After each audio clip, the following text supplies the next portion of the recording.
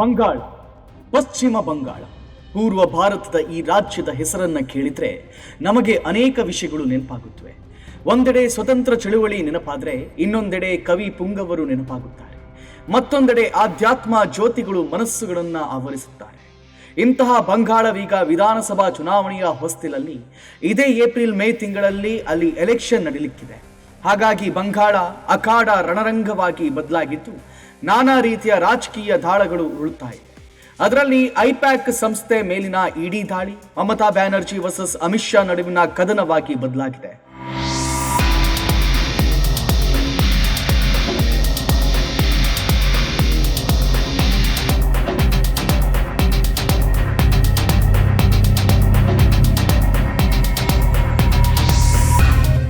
ತೃಣಮೂಲ ಕಾಂಗ್ರೆಸ್ ಪಕ್ಷದ election strategy back ಬೋನ್ ಎನ್ನಲಾಗುವಂತಹ ಐಪ್ಯಾಕ್ ಸಂಸ್ಥೆಯ ಮೇಲೆ ಇಡಿ ದಾಳಿ ನಡೆದಿದೆ. ಇದೇ ವಿಷಯವೀಗ ಬಂಗಾಳ ರಾಜಕೀಯದಲ್ಲಿ ಕೋಲಾಹಲವನ್ನು ಎಬ್ಬಿಸಿದೆ. ಇಡಿ ದಾಳಿ ಬಗ್ಗೆ ಮಮತಾ ಬ್ಯಾನರ್ಜಿಯ ಟಿಎಂಸಿ ಕಿಡಿಕಾರಿದ್ದು ಟಿಎಂಸಿಯನ್ನ ರಾಜಕೀಯವಾಗಿ ಮುಗಿಸೋಕೆ ಬಿಜೆಪಿ ಯತ್ನಿಸ್ತಾ ಇದೆ. ಇದಕ್ಕಾಗಿ ಕೇಂದ್ರ ತನಿಖಾ ಸಂಸ್ಥೆಗಳನ್ನ ಬಿಜೆಪಿ ದುರ್ಬಳಕೆ ಮಾಡಿಕೊಳ್ತಿದೆ ಅಂತ ಟಿಎಂಸಿ ಆರೋಪಿಸಿದೆ. ಇನ್ನು ಈ ದಾಳಿ ಈಗ ಬಂಗಾಳದಲ್ಲಿ ಮಮತಾ ಬ್ಯಾನರ್ಜಿ ವರ್ಸಸ್ ಅಮಿತ್ ಶಾ ನಡುವಿನ ಯುದ್ಧವಾಗಿ ಬದಲಾಗಿದ್ದಾರೆ. ಕೇಂದ್ರ ಗೃಹ ಸಚಿವ ಚುನಾವಣಾ ಚಾಣಕ್ಯ ಅಮಿತ್ ಶಾ ವಿರುದ್ಧ ದೀದಿ ಕಿಡಿಕಾರಿದ್ದಾರೆ. ಇದೇ ವಿಷಯವೀಗ ಜನವರಿ 9ರಂದು ಬಂಗಾಳದಲ್ಲಿ ಮಮತಾ ಬ್ಯಾನರ್ಜಿ ಬೃಹತ್ ಪ್ರತಿಭಟನೆಯಲ್ಲಿ ಭಾಗಿಯಾದರು.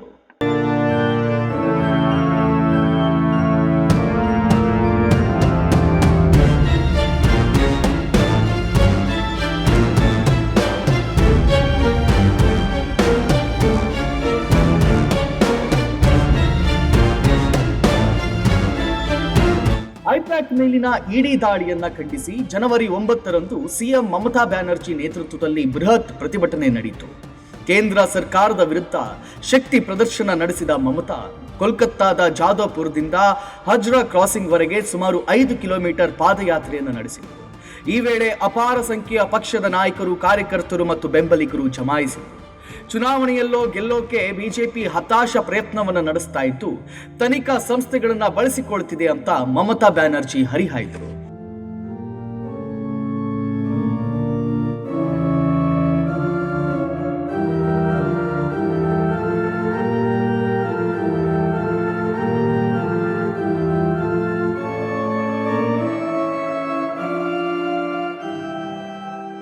ಕಲ್ಲಿದ್ದಲು ಕಳ್ಳ ಸಾಗಾಣಿಕೆ ಪ್ರಕರಣಕ್ಕೆ ಸಂಬಂಧಿಸಿದಂತೆ ಜನವರಿ 8ರಂದು ಇಡಿ ಅಧಿಕಾರಿಗಳು ಐಪ್ಯಾಕ್ ಕಚೇರಿ ಮತ್ತು ಅದರ ಸಹ ಸಂಸ್ಥಾಪಕ ಪ್ರತೀಕ್ ಜೈನ್ ನಿವಾಸದ ಮೇಲೆ ದಾಳಿ ನಡೆಸಿದರು.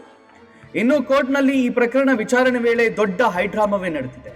ಕೋಲ್ಕತ್ತಾ ಹೈಕೋರ್ಟ್ನ ನ್ಯಾಯಮೂರ್ತಿ ಸೂರಾ ಘೋಷ್ ಈ ಪ್ರಕರಣಕ್ಕೆ ಸಂಬಂಧಿಸಿದ ಅರ್ಜಿಗಳ ವಿಚಾರಣೆ ನಡೆಸ್ತಾ ಇದ್ರು. ಆದರೆ ಕೋರ್ಟ್ ಹಾಲ್ನಲ್ಲಿ ವಕೀಲರು ಹಾಗೂ ಸಾರ್ವಜನಿಕರ ಸಂಖ್ಯೆ ಮಿತಿಮೀರಿದ ಕಾರಣ ಗದ್ದಲದ ವಾತಾವರಣ ನಿರ್ಮಾಣವಾಯಿತು.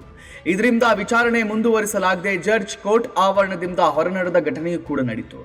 ಇನ್ನು ಇಡಿ ದಾಳಿಯನ್ನ ಪ್ರತಿಷ್ಠೆಯಾಗಿ ತೆಗೆದುಕೊಂಡಿರುವಂತಹ ಸಿಎಂ ಮಮತಾ ಬ್ಯಾನರ್ಜಿ ಬಿಜೆಪಿ ವಿರುದ್ಧ ಕೆಂಡ ಕಾರಿದರು. ಅದರಲ್ಲೂ ಕೇಂದ್ರ ಗೃಹ ಸಚಿವ ಅಮಿತ್ ಶಾ ವಿರುದ್ಧ ದೀದಿ ಸ್ಫೋಟಕ ಆರೋಪ ಮಾಡಿದರು.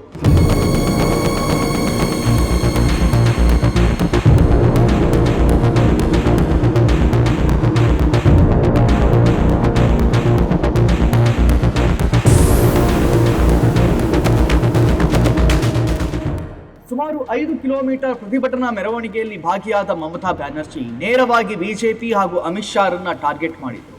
ಬಿಜೆಪಿ ವಿರುದ್ಧ ಗಂಭೀರ ಆರೋಪಗಳನ್ನು ಮಾಡಿದಂತಹ ದೀದಿ ಕೇಂದ್ರ ತನಿಖಾ ಸಂಸ್ಥೆಗಳನ್ನು ಬಳಸಿಕೊಂಡು ಟಿಎಂಸಿಯ ರಹಸ್ಯ ದಾಖಲೆಗಳನ್ನು ಕದಿಯೋಕೆ ಟಿಎಂಸಿ ಯತ್ನಿಸುತ್ತಿದೆ.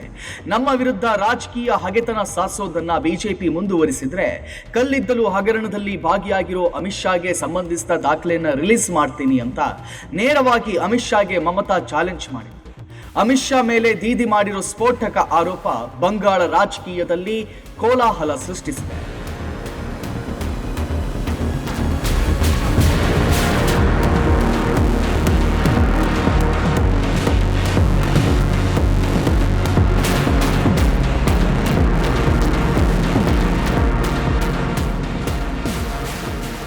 ಐಪ್ಯಾಕ್ ಸಂಸ್ಥೆಯ ಮೇಲಿನ ಇಡಿ ದಾಳಿಯನ್ನ ಒಂದು ರಾಜಕೀಯ ಪ್ರೇರಿತ ದಾಳಿ ಅಂತ ಕರೆದಿರೋ ಮಮತಾ ಇದರ ಹಿಂದೆ ಅಮಿತ್ ಶಾ ಕೈವಾಡವಿದೆ ಅಂತ ಆರೋಪಿಸಿದ್ರು.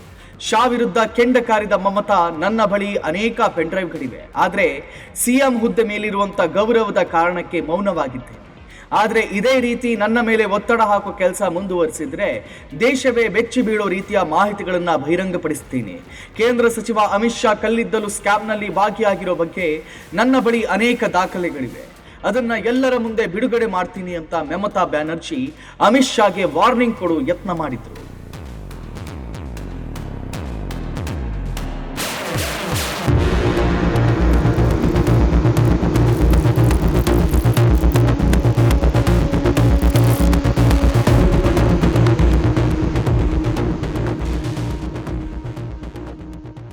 ಇನ್ನು ಇಡಿ ದಾಳಿ ನಡೆದಿರೋ ಐಪ್ಯಾಕ್ ಸಂಸ್ಥೆಯಿಂದ ಮಮತಾ ಬ್ಯಾನರ್ಜಿ ರಹಸ್ಯ ದಾಖಲೆಗಳನ್ನು ಕದ್ದೊಯ್ದಿದ್ದಾರೆ ಅಂತ ಬಿಜೆಪಿ ಆರೋಪ ಮಾಡಿತ್ತು. ಈ ಆರೋಪವನ್ನು ಸಮರ್ಥನೆ ಮಾಡಿಕೊಂಡಂತಹ ದೀದಿ, ಐಪ್ಯಾಕ್ ಅನ್ನೋದು ಟಿಎಂಸಿಯ ರಾಜಕೀಯ ತಂತ್ರಗಾರಿಕೆ ರೂಪಿಸೋ ಸಂಸ್ಥೆ. ಕೆಲವರು ಅಲ್ಲಿದ್ದ ನಮ್ಮ ಪಕ್ಷಕ್ಕೆ ಸಂಬಂಧಿಸಿದ ರಹಸ್ಯ ದಾಖಲೆ ಕದಿಯೋಕೆ ಬಂದಿದ್ರು. ನಮ್ಮ ಪಕ್ಷದ ರಾಜಕೀಯ ಭವಿಷ್ಯ ಉಳಿಸಿಕೊಳ್ಳೋದು ನನ್ನ ಜವಾಬ್ದಾರಿ. ಹಾಗಾಗಿ ನಮ್ಮ ಪಕ್ಷವನ್ನು ಉಳಿಸೋಕೆ ನಮ್ಮ ಪಕ್ಷಕ್ಕೆ ಸಂಬಂಧಿಸಿದ ಕೆಲವು ರಹಸ್ಯ ದಾಖಲೆಗಳನ್ನು ನನ್ನ ಜೊತೆ ತೆಗೆದುಕೊಂಡು ಬಂದಿದ್ದೇನೆ. ನಾನು ಮಾಡಿದ ಕೆಲಸದ ಬಗ್ಗೆ ನನಗೆ ಹೆಮ್ಮೆ ಇದೆ, ನಾನೇನು ತಪ್ಪು ಮಾಡಿಲ್ಲ ಅಂತ ಮಮತಾ ಬ್ಯಾನರ್ಜಿ ತಮ್ಮ ಕೆಲಸವನ್ನು ಸಮರ್ಥಿಸಿಕೊಂಡರು.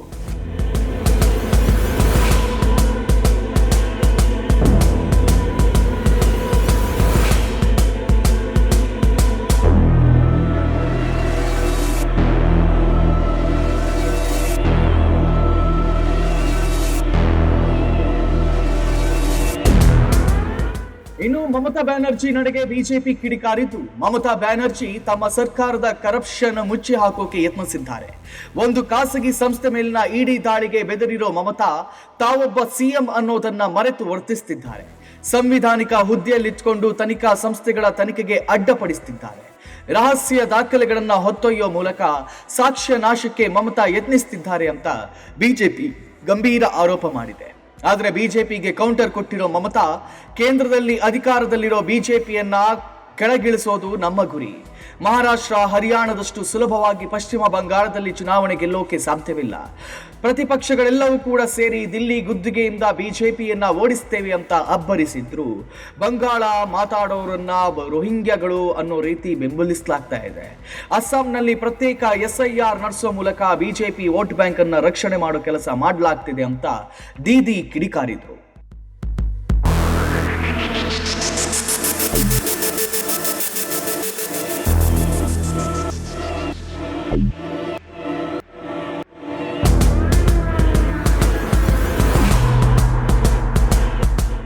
ಇನ್ನು ಕೋಲ್ಕತ್ತಾ ಹೈಕೋರ್ಟ್ ಅರ್ಜಿ ವಿಚಾರಣೆ ಮುಂದೂಡಿರೋ ಕ್ರಮ ಪ್ರಶ್ನಿಸಿ ಇಡಿ ಸುಪ್ರೀಂ ಕೋರ್ಟ್ ಮೆಟ್ಟಿಲೇರಿದೆ.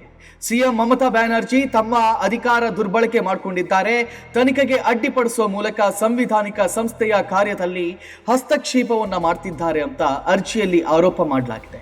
ಹೀಗಾಗಿ ಕೇಸ್ನ ತನಿಖೆಯನ್ನ ಸಿಬಿಐಗೆ ವಹಿಸುವಂತೆ ಇಡಿ ಸುಪ್ರೀಂಗೆ ಮನವಿ ಮಾಡಿಕೊಂಡಿದೆ. ಇನ್ನು ಟಿಎಂಸಿ ಹಾಗೂ ಐಪ್ಯಾಕ್ ಸಂಸ್ಥೆಯಿಂದಲೂ ಇಡಿ ವಿರುದ್ಧ ಪ್ರತಿ ಅರ್ಜಿಗಳನ್ನ ದಾಖಲೆ ಮಾಡಲಾಗಿದೆ. ಮತ್ತೊಂದೆಡೆ ಸಿಎಂ ಮಮತಾ ಬ್ಯಾನರ್ಜಿ ಸೂಚನೆಯಂತೆ ಇಡಿ ಸಂಸ್ಥೆಯ ವಿರುದ್ಧ ಪಶ್ಚಿಮ ಬಂಗಾಳದ ಹಲವು ಪೊಲೀಸ್ ಠಾಣೆಗಳಲ್ಲಿ ಕೇಸ್ ದಾಖಲಾಗಿದೆ. ಇಷ್ಟೆಲ್ಲ ಬೆಳವಣಿಗೆಗಳು ನಡೆಯುವ ಮೂಲಕ ಚುನಾವಣೆ ಹತ್ತಿರವಾದಂತೆ ಬಂಗಾಳ ಅಖಾಡ ರಣರಂಗವಾಗಿ ಬದಲಾಗಿದೆ.